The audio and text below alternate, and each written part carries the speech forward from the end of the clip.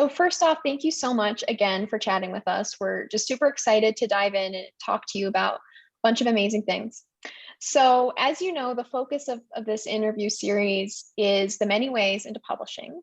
And from our research, it seems like you've had a really exciting path into the industry since you started as a book blogger. So what can you tell us about your journey to becoming a published author? Yeah, so I started blogging back in 2006. So it's been quite a while, almost 15 years now. And when I started blogging, there were just not many book blogs for young adult fiction on the internet, and it was really kind of like this really exciting thing, like publishers and authors were all of a sudden paying attention. And I mean, this was before Twitter even. So we were that was like the kind of like the first community that I found, and I loved talking about YA, and there was nobody in my real life that was talking about YA and excited about YA. So I did that for a number of years. Like, I started my blog in high school and I kept it up all through college. And then into grad school, I went to grad school in 2013. I got my MFA from Vermont College of Fine Arts. So I got my master's in writing for children and young adults. It's an amazing MFA program.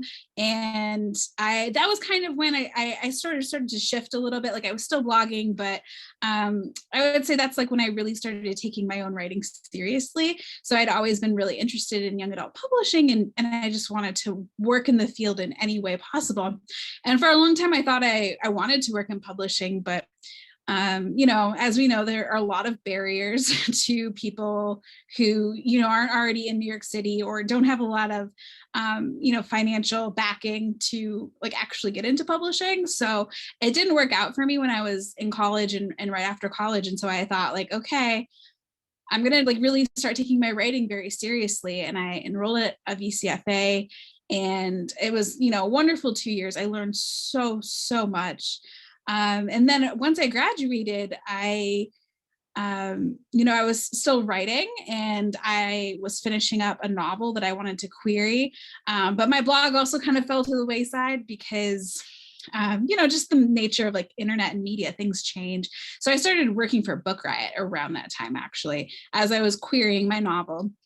And I got an agent it was about a year after I graduated from BCFA. I signed with my agent, and we went on submission with 2 different novels that didn't sell before we finally landed with HarperCollins and Pride and Premeditation. So yeah, it's been a long journey. Definitely, I think when I thought back when I was a teenager, like, oh, I'm going to write a YA novel and I'm going to get it published one day. I don't think I thought it would quite take as long as it did, but that is, the nature of how it goes sometimes. Wow, that's a great story Yeah. and definitely inspiring for those of us who are trying to get published as well. So congratulations on a fabulous debut. What's it like seeing your story finally hit shelves? And would you mind briefly summarizing the story and characters in Pride and Premeditation for those who aren't yet familiar with it? Sure. Yeah, it's been really exciting. I'm, just very thrilled to finally see it on books. Very thrilled to finally see it on shelves. And it's pandemic time, so I know a lot of people aren't really going into stores as often, although I feel like that's sort of shifting a little bit as more vaccinations are rolling out, and stores have some really good, like, nice safety protocols for going into and wearing masks, and so we can still have books, bookstores visits. I feel bad for anybody who debuted this time last year who, they just couldn't go because the bookstores were closed. So it's definitely been really great. And I appreciate like everybody sharing photos of the book on the shelves. So yes, Pride and Premeditation. It is a murder mystery retelling of Pride and Prejudice. It is set in an ahistorical Regency era. So, some things are changed. I try to stay really true to like that Regency setting that people love from Austen novels and period pieces like Bridgerton. And it recasts Lizzie Bennet as a 17-year-old aspiring barrister, and she wants nothing more than to follow in her father's footsteps and go into law. her father owns the firm Longburn and Sons, which is ironically named because there are no sons. And she decides that like she's going to do it. She has what it takes. But of course, society is not quite progressive enough to allow her. So she decides that in order to prove herself, she's going to take on this case and she's going to solve it all on her own. And then her father, can't deny that she has what it takes to do this. So she, being no small achiever, decides to take on a murder case. Lizzie hears that Mr. Bingley has been accused of murder, and she concocts a plan to get herself hired by him, except he already has legal counsel in the form of Mr. Darcy. So the two find themselves working against each other and then working with each other to solve the murder. Being a huge Austen fan myself, when Wendy told me about this book and she just said it's Pride and Prejudice, but a murder mystery, I was like, yes, I'm immediately hooked into this book. How can I get my hands on it? So I was just so excited to see what you were going to do with this, because it kind of takes two amazing concepts, like crime and Regency era period pieces, and just combines them in a really super interesting and amazing way. So on that note, what inspired you to reimagine Austen's Pride and Prejudice as a murder mystery for young adults? And was there any particular scene from the original novel that you were really excited to re-envision in this book? And were there any scenes that were kind of hard to adapt, maybe? So very good questions. I've always loved mysteries. I've always really enjoyed period, dramas, and not just like, the original Jane Austen novels, but like all of the spin-offs and, TV adaptations. And I think I was very amused when I heard of Pride and Prejudice and Zombies, like the idea of just kind of inserting something like zombies into the actual text of Pride and Prejudice. And then I never read Death Comes to Pemberley by P.D. James, but I watched the miniseries. And I just really liked the idea of genre bending. So, I've always wanted to write a mystery. So it was really just fun to sit down and imagine these characters, as sleuths. And I think that like, if you read Austen, you see that her characters really do in different ways lend themselves to becoming amateur sleuths, because they're perceptive, they're observant, the way some of them think, like it really just kind of works. So it was really fun to reimagine. There are very few scenes though from the original that I like directly translated into my own retelling, and that's partly because I joke with the series, like I took the characters and threw out the plot, and just created my own murder mystery plot, which was really fun and freeing, because I'd tried to write retellings in the past, but oftentimes I would get like really, really caught up in just like trying to be like super faithful to the original, or like trying to retell it in like too obvious of a way. And so with this series, it was really fun to just be like, you're already throwing a murder mystery in there, why not just have fun with it and see where it goes? That said, there are some scenes that I did bring over in very different contexts.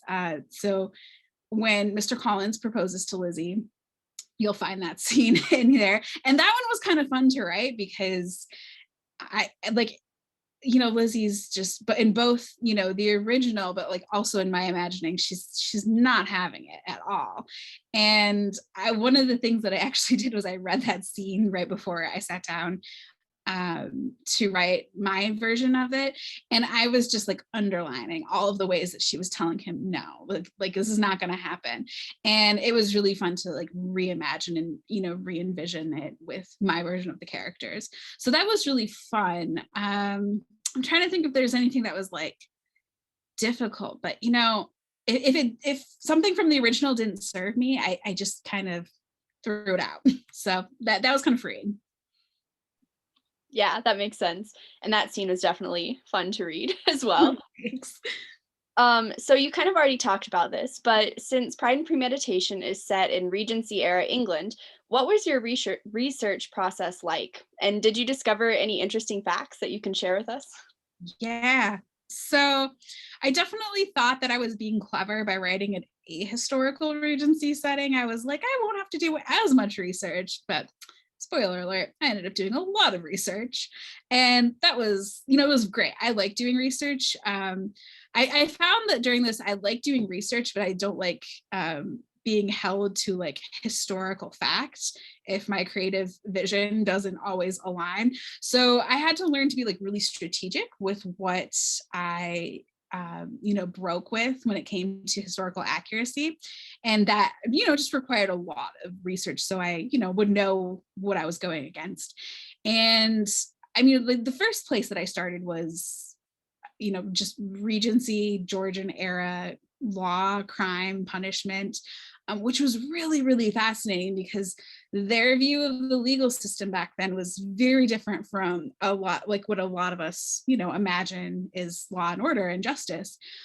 So one really amazing resource that I discovered early on is that London's Central Criminal Court, which is known as Old Bailey, has an amazing website just full of fantastic historical information and research going back just hundreds of years.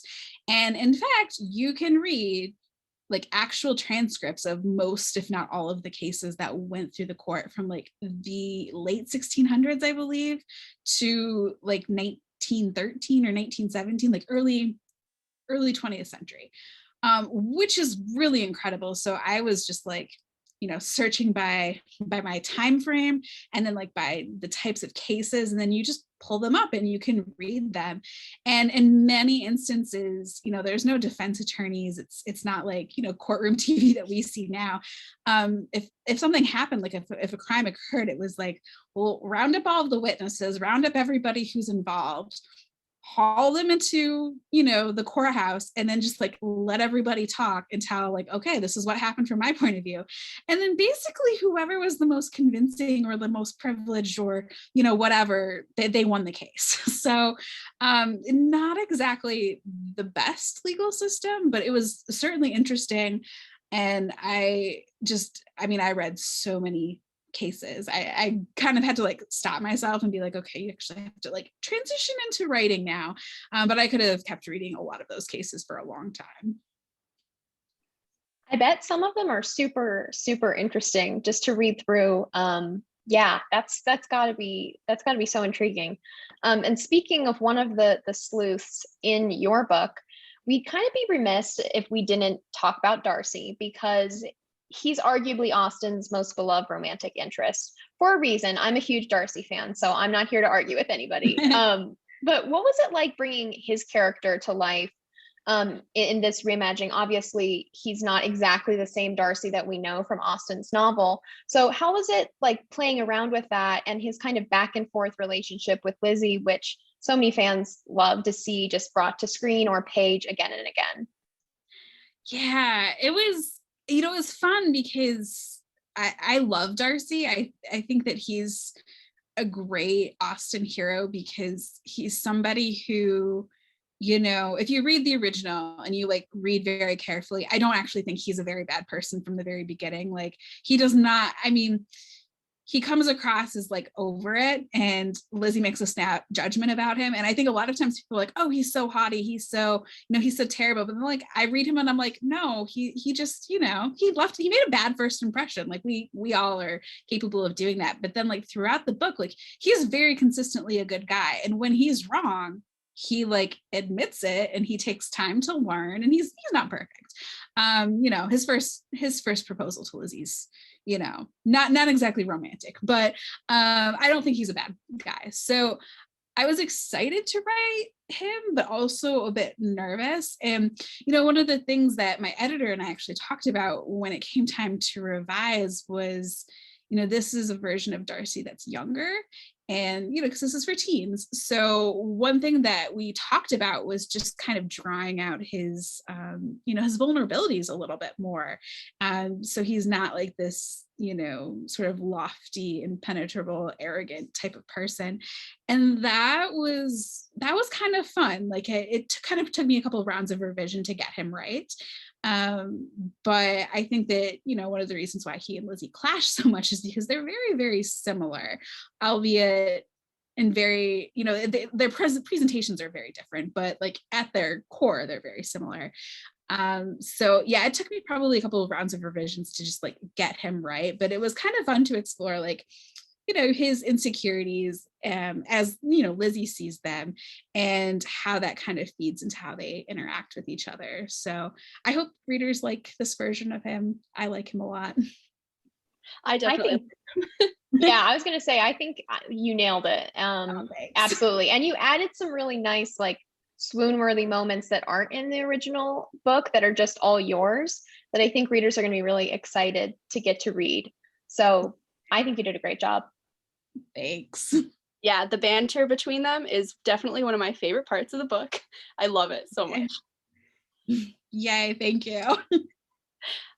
So you've also contributed to Rural Voices, an anthology that challenges assumptions about small town America.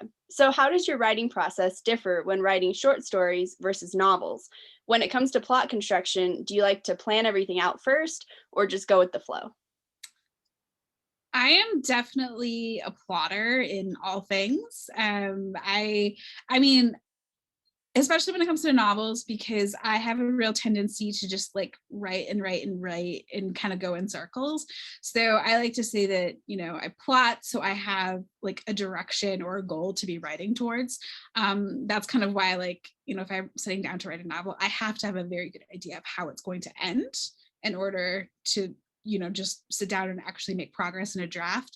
Short stories are a different beast just because they're small, and I struggle with writing short. But they're interesting, and they're an interesting challenge because they are such like, a constrained little space. And I also kind of need to know exactly what's going to happen, because that's like the opposite issue. Like I need to know what I'm going to be doing so that I don't like run off in the complete different direction, or I'm not like, all of a sudden presenting a 15,000 word short story to people, because that's not really short.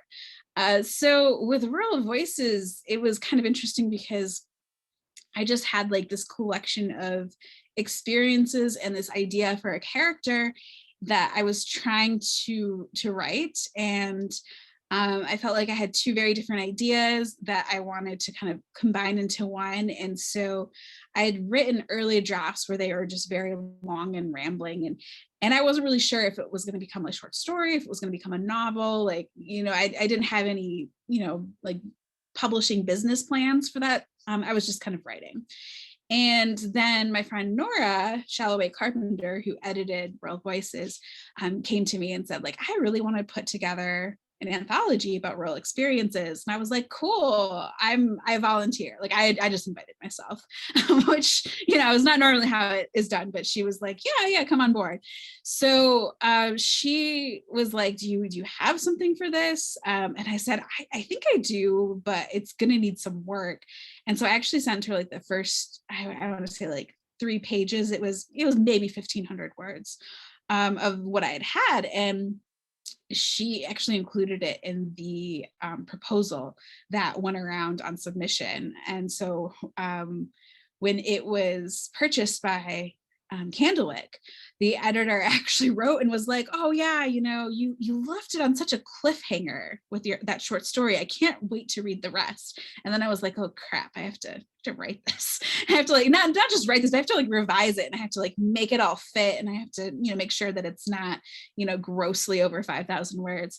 So that was like the point where it really was helpful for me to just be like, okay, this is exactly what's going to go into the short story. But yes, I think short stories are hard. But one of the things that I learned in my MFA, and this is not necessarily something that might work for every short story, but it helps to keep in mind, I think what they refer to as the 3 C's, which is character, conflict, and change. And the change doesn't have to be big, but it has to, it has to be there.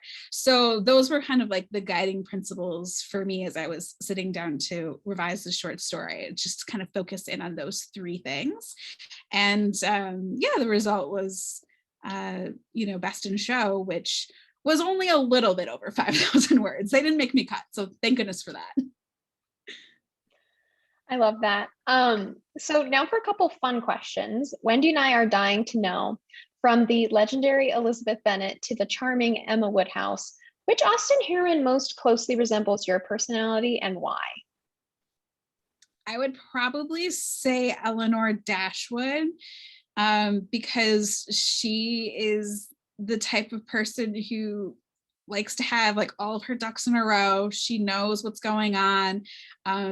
She's usually rallying everybody, but she also has a tendency to like not speak up about what she wants and what she desires, and that is something that I definitely find myself kind of doing a lot, and I have to learn to not do that as much.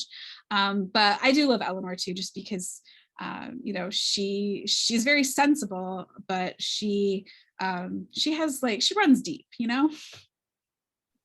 Yeah, definitely an interesting choice with that. So then another fun question is, since Pride and Premeditation is itself a reimagining, what are some of your personal favorite retellings? Ooh, yes. So I loved Evie Zaboy's Pride, which is just like this fantastic contemporary retelling of Pride and Prejudice. And it's wonderful. It's set in Brooklyn, and it's about gentrification and class, and just so many amazing issues that people deal with in like contemporary society. And I feel like what she did really well in that retelling was like take all of Austen's social criticism and just like spin it for the 21st century. So definitely Pride by Evie Zaboy. Also, this is not like a strict retelling, but I am in love with the movie Austenland. I don't know if any of you've seen it. It is so good. I mean, it's actually an adaptation of a book by Shannon Hale, but the movie is really excellent. It's like a small, I think it was an indie film, and I think they must have had a small budget for the music, because all the music is like 80s hits, and I love it so much. Austenland is so good. I own it on DVD and watch it about once a month, because it's so good. Henry Nobley, the comedy is just like on point. It's just all around. Yeah. It's just such a good film. It's such a fun time. It's like a slight tonal shift from the book, and I think they changed the plot a bit. Like I read the book years and years ago, and I don't like, all of my memories of Austenland have been replaced by the movie, so I don't really remember the book as much. But I love the movie so much. Yeah, it's literally a masterpiece, and for anybody who likes Austen, it's just, you have to watch it. You have to watch it because it's so good. And I love Carrie Russell. She's like amazing. She's amazing in that. Yeah, she's so great. Okay, so now having gone through the entire publishing process, if you could give any advice to the version of yourself who was writing the first draft of Pride and Premeditation, or just to any aspiring writer out there, what would it be? Definitely don't be afraid to ask questions. I think that, like, even as somebody who has a lot of experience in this world and has a lot of friends who've gone through the publishing, just the publishing road, I think that I assumed that I knew quite a bit, and I do know quite a bit, but like everything, there's a lot of room for just variation and nuance. And especially with COVID, like a lot of things have shifted, and a lot of things are always shifting. So don't be afraid to ask questions. I mean, if you have a really excellent agent, like that is partly their job, to guide you through this process. But I've also found that like everybody's just, super open to explaining things and talking things out. So if you're confused about something, just ask. That's really good advice. And as an aspiring author myself, I will take it. Yes. So thank you for that. You're welcome. So finally, you're currently working on the next 2 books in the Jane Austen murder mystery series, Sense and Second Degree, which is coming out in spring 2022, and Manslaughter Park, which is set for spring 2023. So as fans of this first installment, we're super excited to continue reading the series. So what can you tell us about these forthcoming sequels? And do you have anything else in the works? Yes. So Sense and Second Degree Murder, I just turned in like the first round of revisions on. We'll probably have another round And it is the story of Eleanor and Marianne Dashwood, who are shocked and horrified when their father dies suddenly, but then they very quickly suspect that it was not natural causes. And then they find evidence that he was murdered. So then they're going out and, just trying to solve his murder while also kind of like keeping it a secret and keeping it under wraps. So I'm super excited for that book to come out next year. And Manslaughter Park is going to be, a retelling of Mansfield Park. I can't say too much about it yet, partly because I'm still like in the very early stages of drafting. So who knows what might change down the road, but I'm really excited to retell that one because I think Fanny Price is like a very, very well situated character to be a sleuth, because she's always off in the corner and like everybody always forgets that she's even in the room, and they talk over her and she just knows and sees all. So I'm really excited to tell that story and hopefully give her a little bit more agency than she gets in the Austen books. I mean, no offense to Jane Austen, but Fanny Price really does feel like a very peripheral character in that book. So as far as like what else I have going on, I have a couple of things that I'm still kind of working on the drafting stages on. I've been messing around with a retelling of Much Ado About Nothing, which is one of my favorite Shakespeare plays, but not too far into that yet. So I still have to focus on Manslaughter Park. I love that. Fanny Price deserves better, and I can't wait to read Manslaughter Park to see what you do with that. And of course, Sense and Second Degree, because I'm a huge Eleanor Dashwood fan myself. So I'm just super excited to get my hands on that. And I know Wendy is too. We're just gonna be like a fan club for this Jane Austen murder mystery series. Thank you. Thank you.